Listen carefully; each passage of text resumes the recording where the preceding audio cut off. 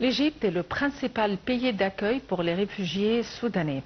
L'Égypte est devenue, avec 1,2 million de réfugiés, le principal pays d'accueil pour les Soudanais fuyant leur pays ravagé par la guerre, tandis que les centaines d'autres traverseront chaque jour illégalement la frontière, a indiqué dimanche le Haut Commissariat de l'ONU pour les réfugiés HCR. La guerre a tué des dizaines de milliers de Soudanais et déplacé plus de 11 millions de personnes, dont 3,1 millions ont trouvé refuge au-delà des frontières du pays selon l'ONU. Le point avec AHL. Au début du conflit, des milliers de Soudanais arrivaient quotidiennement en Égypte, avant que leur nombre se stabilise désormais à quelques centaines par jour, a déclaré Christine Béchey, adjointe des relations extérieures du HCR en Égypte. Ils sont principalement concentrés au Caire et sa banlieue, à Alexandrie et à Assouan, a-t-elle ajouté. D'autres réfugiés ont trouvé asile dans les pays voisins, notamment au Soudan du Sud, au Tchad et en Libye. Selon un rapport publié vendredi, le HCR Égypte a souligné que l'afflux des réfugiés constituait une pression immense sur les ressources et les infrastructures de l'Égypte. Madame Hanan Hamdan, représentante du HCR auprès de l'Égypte et la Ligue arabe, a affirmé que le fardeau qui pèse sur l'Égypte est insoutenable et nécessite une aide internationale immédiate et substantielle pour assurer la protection et le bien-être des personnes touchées par le conflit. Elle a également noté que le plan 2024 d'aide humanitaire au Soudan a obtenu 1,52 milliard de dollars de financement, soit seulement 56,3% des 2,7 milliards de dollars requis. L'Égypte partage une longue frontière avec le Soudan, qui est en proie à un conflit entre l'armée régulière, conduite par le général Abdel Fattah el-Burhan, et les paramilitaires des forces de soutien rapide, dirigées par Mohamed Hamdan Daglo. La guerre a tué des dizaines de milliers de Soudanais et déplacé plus de 11 millions de personnes, dont 3,1 millions ont trouvé refuge au-delà des frontières du pays, selon l'ONU.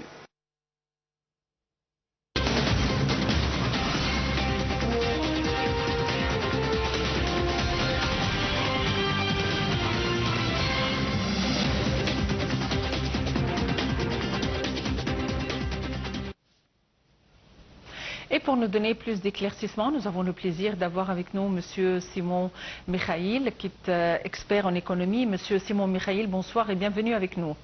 Bonsoir. Monsieur Simon Mikhaïl, dans une tentative d'évaluer les 10 dernières années sur le plan de la diplomatie égyptienne et la diplomatie évidemment qui œuvre pour plusieurs aspects, dont l'économie et l'attraction des investisseurs.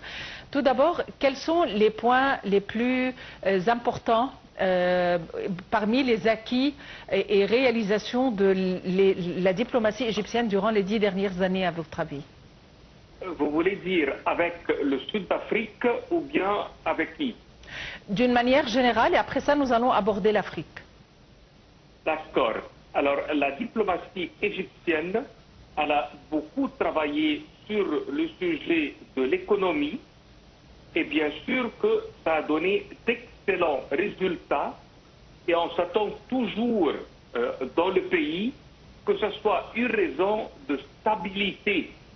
Ça veut dire il y a un grand bénéfice quand la diplomatie travaille dans le sujet, car on peut dire on arrive à faire ce qu'on appelle le duo stratégique.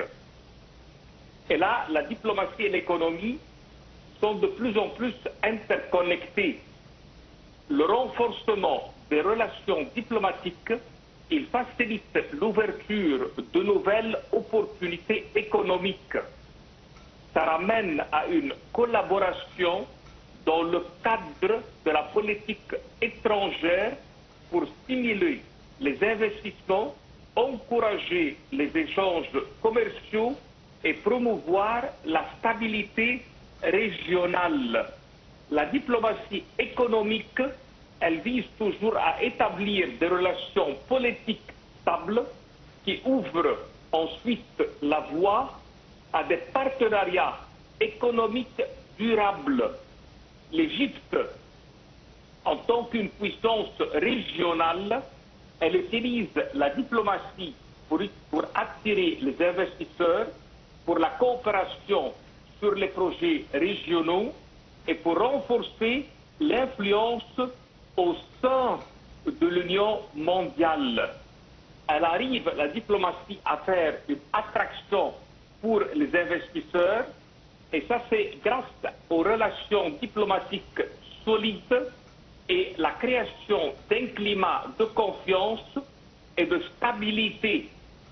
Cette attraction, elle est renforcée toujours par les forums économiques et les accords pour la protection des investissements. On arrive aussi bien à réaliser des échanges commerciaux facilités grâce aux bonnes relations diplomatiques, et ça ramène toujours à alléger les restrictions commerciales et instaurer des conditions favorables aux entreprises. On peut appeler cela même une économie complémentaire qui se concentre sur l'augmentation des échanges dans les secteurs comme l'industrie, l'agriculture et les services. On travaille beaucoup pour réaliser une stratégie en commun. Des projets qui sont en collaboration, comme dans l'infrastructure régionale et le développement durable, ça contribue à la modernisation des économies et à augmenter la compétitivité mondiale. Aussi bien la diplomatie économique, elle soutient les entreprises locales et les start-up en leur offrant l'accès à des financements, et elle encourage l'innovation. Ça veut dire mettre les programmes de développement pour les compétences comme pour les jeunes. Tout cela fait, on peut dire, promouvoir l'entrepreneuriat. Les avantages maintenant vont ramener à une croissance économique, comme par exemple la croissance du PIB. Et là, les investissements étrangers et l'augmentation des échanges commerciaux, ça contribue directement à la croissance économique et la création des emplois, et aussi bien, à travers cela, on réduit le chômage et on favorise le développement de la main-d'œuvre. La diversification des ressources économiques, elle touche tous les secteurs. Ça veut dire qu'il y a une grande variation.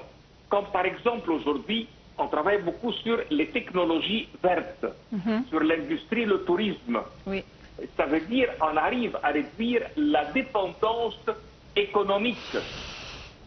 Cela, on peut dire, en bref, ça ramène à une compétitivité internationale. Car quand on développe les liens commerciaux à travers les partenariats diplomatiques, on améliore la position de l'Égypte sur la scène mondiale.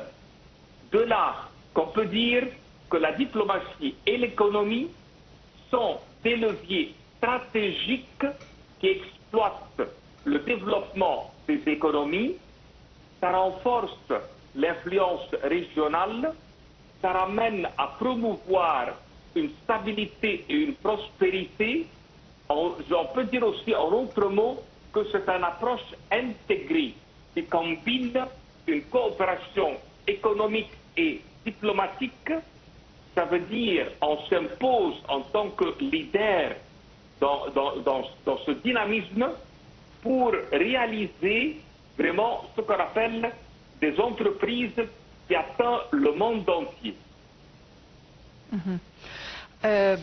Il faut dire que la direction égyptienne a voulu ériger un pont d'entente et un lien entre les pays arabes et l'Afrique. L'Égypte, étant donné que l'Égypte est un pays arabe et africain.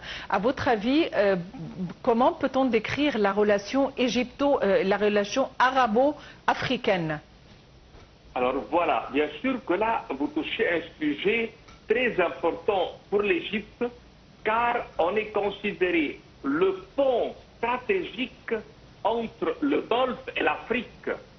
L'Égypte, grâce à sa position géographique unique et son leadership régional, elle joue un rôle essentiel dans le renforcement des liens entre les pays du Golfe et ceux de l'Afrique. Et cette démarche est une ligne, on peut dire, très stratégique et on devient avec lequel un carrefour économique et politique entre les deux régions, car on facilite le commerce, l'investissement et la coopération même sur les questions de la sécurité. Le rôle diplomatique est un clé car il réalise un pont géographique et culturel. L'Égypte, qui est, comme on l'a bien dit, un carrefour de l'Afrique et du monde arabe, elle partage des affinités culturelles et historiques avec les deux régions. Et cette proximité, elle permet de faciliter les collaborations basées sur la confiance et le respect mutuel. On est un leader pour la coopération et on se positionne comme un intermédiaire et on encourage la coopération entre les deux, le Golfe et l'Afrique, qui est très riche dans ses ressources financières. Et comme on le sait bien, les pays africains, elles offrent de vastes marchés et de ressources naturelles, on peut dire même abondantes.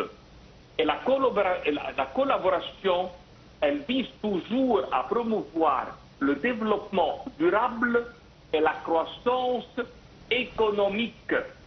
Aussi bien l'Égypte, elle a une diplomatie, on peut dire, de paix et de sécurité, vu qu'on est toujours et on vise la stabilité régionale. Et d'ici qu'on devient le point qui attire l'investissement et le lien qui favorise le commerce et la coopération avec les pays du Golfe sur les dossiers sensibles, comme par exemple la sécurité du Soudan ou la question palestinienne. L'Égypte, elle se positionne comme un médiateur très respecté.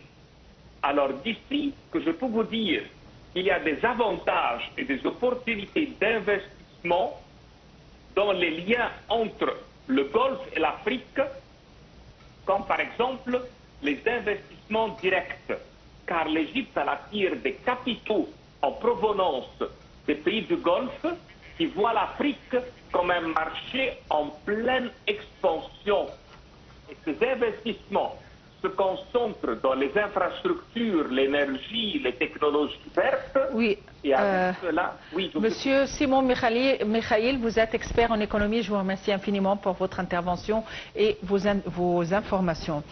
Il faut dire que, puisqu'on a évoqué l'Afrique et le Soudan, que les inondations au Soudan du Sud ont affecté 1,4 million de personnes et ont déplacé plus de 379 000, a alerté le Bureau des affaires humanitaires de l'ONU, signalant en outre une recrudescence du paludisme. Les détails avec Rim Samir et Ayachel. Selon les organisations humanitaires, le Soudan du Sud, l'un des pays les plus pauvres du monde, fait face aux pires inondations qu'il n'ait jamais connues depuis des dizaines d'années, en particulier dans le nord. Dans un communiqué, le Tchad souligne que les graves inondations concernent désormais les habitants de 43 comtés et la région administrative d'Abyei, une zone que revendiquent le Soudan et le Soudan du Sud. Plus de 379 000 personnes sont déplacées dans 22 comtés et Abyei, a-t-il ajouté. Un précédent état des lieux dressé par l'organisation il y a un mois comptabilisait quelques 893 000 personnes affectées et plus de 241 000 personnes déplacées. Le Tchad a aussi mis en garde contre une recrudescence du paludisme dans plusieurs régions touchées par les intempéries. Cette recrudescence de la maladie, aussi appelée malaria, submerge le système de santé et exacerbe la situation et l'impact dans les zones touchées par les inondations, a-t-il dit. La Banque mondiale indiquait le 1er octobre que les inondations aggravaient une situation humanitaire déjà critique, marquée par une sévère insécurité alimentaire, un déclin économique, un conflit permanent, des épidémies et les répercussions du conflit au Soudan. Plus de 7 millions de personnes sont en situation d'insécurité alimentaire au Soudan du Sud et 1,65 million d'enfants souffrent de malnutrition selon le Programme alimentaire mondial des Nations Unies. Le PAM a lancé début novembre un appel urgent aux donateurs pour qu'ils fournissent rapidement des fonds. Il a souligné que ses réserves de nourriture au Soudan du Sud étaient vides et qu'il avait besoin de 404 millions de dollars pour préparer l'aide pour 2025 dans un contexte de montée en flèche des coûts opérationnels et de la faim. Sans un financement rapide, le PAM a estimé qu'il devrait, faute de routes praticables, recourir plus tard dans l'année à des largages aériens coûteux pour atteindre les communautés isolées les plus menacées.